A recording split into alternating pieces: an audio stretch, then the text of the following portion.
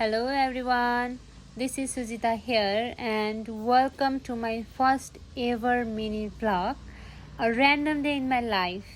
आजको दिनमा चाहिँ मैले के गर्छु हेरौँ है त। म बिहान सबेरै उठे अनि त्यसपछि चाहिँ फ्रेस भए, ब्रस गरे, मुख धोएर चाहिँ म फ्रेस भएर चाहिँ मर्निङ वाकको लागि रेडी भए। अनि म चाहिँ मर्निङ वाक तर्फ लागे। अनि यो बिहान मर्निङ वाक जान चाहिँ कस्तो रमाइलो हुने कि शान्तमा हिँड्दाखेरि कस्तो फ्रेस फिल हुने।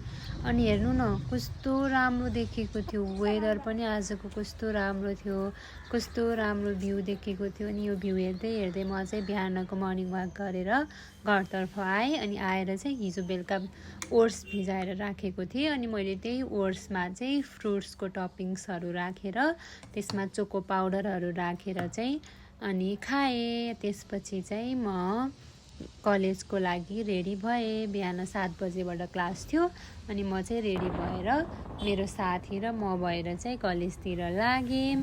अनि त्यसपछि कलेज पुग्यौँ। अनि फर्स्ट क्लास चाहिँ पढिसकेपछि चाहिँ ब्रेक भएको थियो। अनि ब्रेकमा चाहिँ म ब्याडमिन्टन खेलेँ।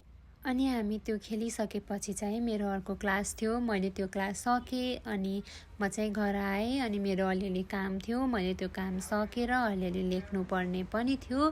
अनि म त्यो लेखेँ। अनि लेखिसकेपछि चाहिँ म मेरो पसलतिर गएँ। पसलमा चाहिँ नयाँ नयाँ सामानहरू आइसकेको रहेछ। मैले चाहिँ त्यो सामानको टिकटकहरू बनाएँ। हेर्नु न कस्तो राम्रो राम्रो सामानहरू आएको छ।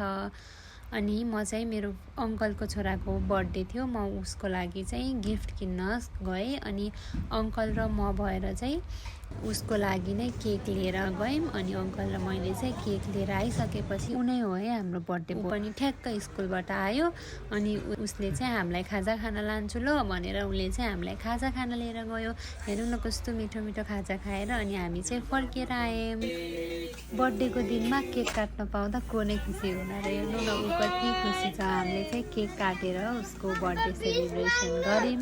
अनि यसरी नै मेरो आजको दिन यही सकिन्छ। Thank you for watching till the end.